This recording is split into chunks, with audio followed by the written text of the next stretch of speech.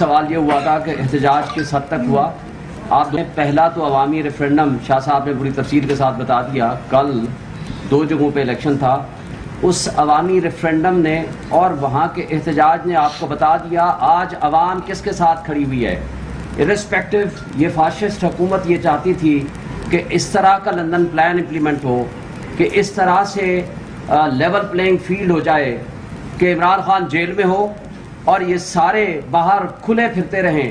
اور اس سب کچھ کے باوجود کہ ہمارا ورکر آج اذیت میں مبتلا ہے, آج انڈکلیئرڈ مارشل لاء ہے, آج ہمارا ملک بے آئین ہو چکا ہے, ہمارے ملک کے 2 صوبے غیر آئینی طریقے سے چلائے جا رہے ہیں, اور اس کے ساتھ ساتھ جی بی اور کشمیر جو کہ انتہائی سینسٹیو ایریاز ہیں وہاں بھی غیر آئینی حکومتیں بنائی گی لوٹاکریسی کے ذریعے. وہاں کی اکثریت کو اقلیت میں بدلا گیا اور اقلیت کو اقتدار دیا گیا جو کہ کسی طرح سے عوامی نمائندگی کا حق نہیں رکھتے. اور اس سب کچھ کے باوجود کل ایک دن میں کچھ 3000 پاکستان کے مختلف حصوں پہ احتجاج ریکارڈ ہوئے ہیں, اور ہمارے پاس پوری ایویڈنس ہے. اور پوری دنیا میں اس وقت جس طرح تکلیف اور کرب میں لوگ مبتلا ہیں ہمارے پاکستانی, اور جو کیفیت اور جس طرح نظام انصاف پہ ایک بدنما داغ ہے یہ پرسوں کا فیصلہ ایک متعصب جج ہمایوں دلاور کا, اور جس نے اسی دن لندن بھاگ کے جانا تھا, اور چیف جسٹس عامر فاروق صاحب ایک دن پہلے 4 تاریخ کو ہی ایک طرف کہہ رہے ہیں آپ اس کیس کا فیصلہ کریں, دوسری طرف وہ یہ ہمارا حق کے دفاع اور ہمارے گواہان کے کیسز کے اوپر یہ لکھ رہے ہیں کہ آپ کا حق ہے کہ کیوں نہ آپ کو یہ حق دیا جائے. تو وہ اس ہفتے فکس کر دیا. تو یہ جو انصاف کا دوہرا معیار ہمیں نظر آ رہا ہے, آج سب کی آنکھیں اور کان کھلے ہیں. اور 4 تاریخ کو ہی ایک اور جو معزز جج صاحب ٹریننگ پہ جا رہے تھے ان کو سبسٹیوٹ کر کے, ان کو تبدیل کر کے ہمایوں دلاور صاحب کو کہا کہ 5 تاریخ کو آپ لندن چلے جائیے. تو مجھے یہ بتائیں کہ ایک دن میں جو انہوں نے فیصلہ کیا ہمیں سنے بغیر, ہمارا حق کے دفاع ختم کر کے, ہمارے گواہان کی فہرست کو نلیفائی کر کے, تو یہ ون سائیڈڈ اور ایکس پارٹی ڈیسیژن کتنے دن چلے گا؟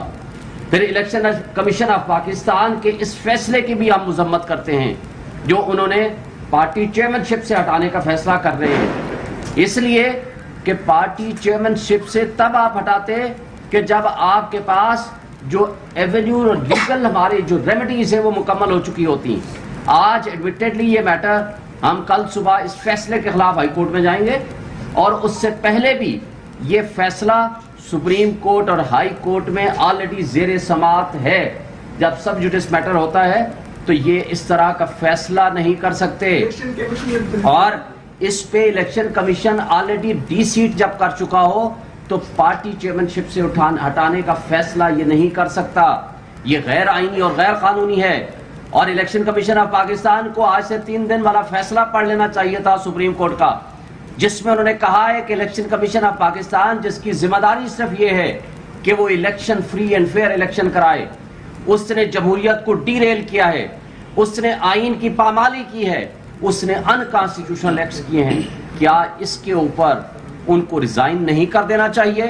میں آج یہ مطالبہ کرتا ہوں چیف الیکشن کمشنر اور الیکشن کمیشن کے دیگر ممبران کو فوری طور پر ریزائن کر دینا چاہیے.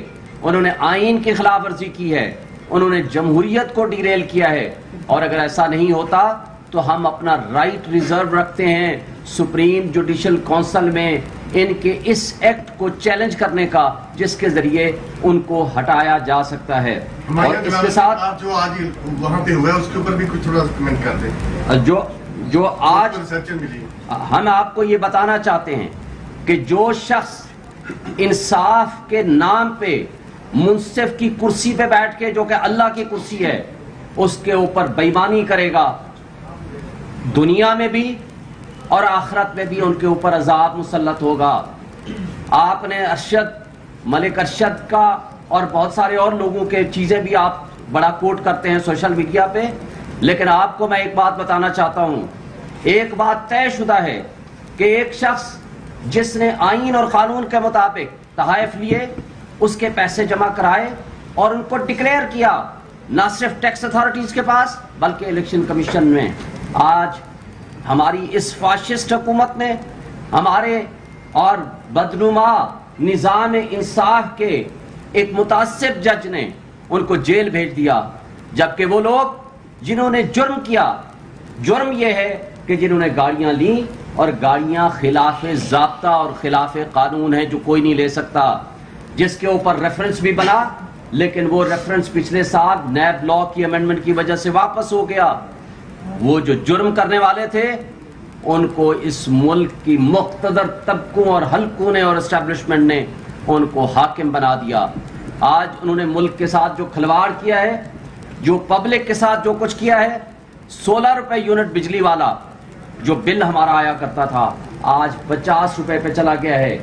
آج لوگوں کے پاس کھانے کو نہیں ہے۔ آج جس طرح بے روزگاری ہم فیس کر رہے ہیں وہ سب آپ جانتے ہیں، اور جس طرح میڈیا کے اوپر قدغن لگائی گئی ہے۔ مجھے بتائیں یہ کس کا حکم ہے؟ نہ پیمرا کا حکم ہے، نہ وزیر اطلاعات کہتی ہیں ہمارا حکم ہے کہ آپ عمران خان کا نام نہیں لے سکتے، اس کی تصویر نہیں چلا سکتے، اس کی آپ آڈیو ویڈیو نہیں چلا سکتے۔ یہ کیسا آزاد میڈیا ہے؟ ہمیں افسوس سے یہ کہنا پڑتا ہے کہ ہمارے وہ دانشور، ہمارے وہ لوگ جو حقوق انسانی کے اوپر بڑے بڑے لیکچر دیا کرتے تھے، جو آئین کی بالادستی کے لیے اور قانون کی حکمرانی کے لیے تحریکیں چلایا کرتے تھے، آج وہ کدھر ہیں؟ آج اس بے آئین معاشرے میں اور اس بے آئین ملک میں کہ جہاں چار دیواری کی پامالی ہو رہی ہے، کل ایک دن میں جو ہمارے ورکرز اور لیڈرز کے گھروں میں چھاپے مارے گئے، ان کو اٹھایا گیا یا ان کے گھر توڑے گئے یا ان کے کاروبار تباہ کیے گئے، اس کی ایک بہت لمبی فہرست اور لسٹ ہے۔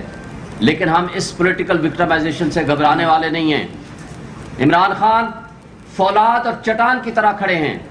آج بھی ہمیں یہ میسج ہے کہ ہم کسی طرح کے ان کے فاشسٹ حرکت اور ان کے ہتھ کنڈے سے پیچھے ہٹنے والے نہیں ہیں۔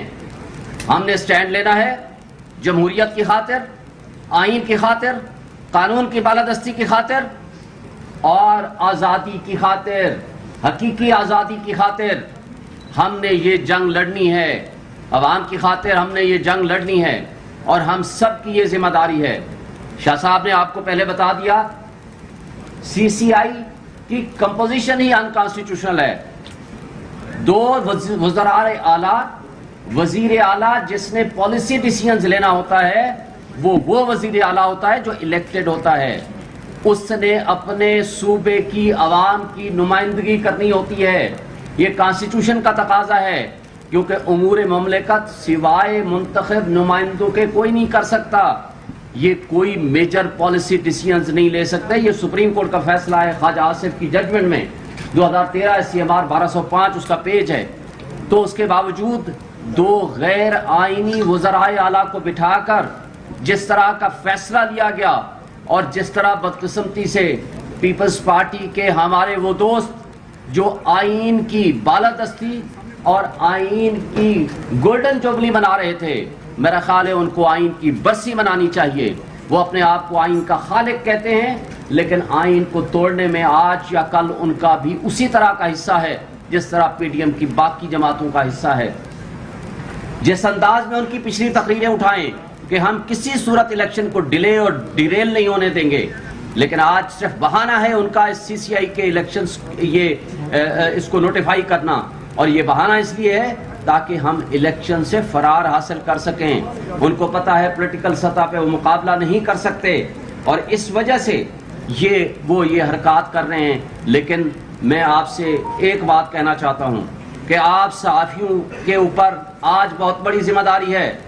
آج آپ سچ لکھیں، خاص سوشل میڈیا کے جو ایکٹیوسٹ دوست بھائی بیٹھے ہوئے ہیں ہمارے، خواہ دیگر الیکٹرانک میڈیا یا دوسرا جو میڈیا ہے، سارے دوستوں کا فرض ہے آج اس ناانصافی کے اوپر آواز اٹھائیں۔ آج جو بنیادی انسانی حقوق معطل ہیں اس پہ آواز اٹھائیں۔ تاریخ یہ سب کچھ لکھ رہی ہے کہ تاریخ کے اس سائڈ پہ کون کھڑا ہے اور ڈارک سائڈ پہ کون کھڑا ہے۔ وقت یہ کبھی نہیں ٹھہر پاتا، وقت پھر ایک دفعہ واپس آئے گا، اور انشاءاللہ تعالی پی ٹی آئی بڑی اکثریت سے کامیاب ہوگی۔ خواہ جو بھی حربہ یہ استعمال کرنا چاہتے ہیں یہ کر لیں۔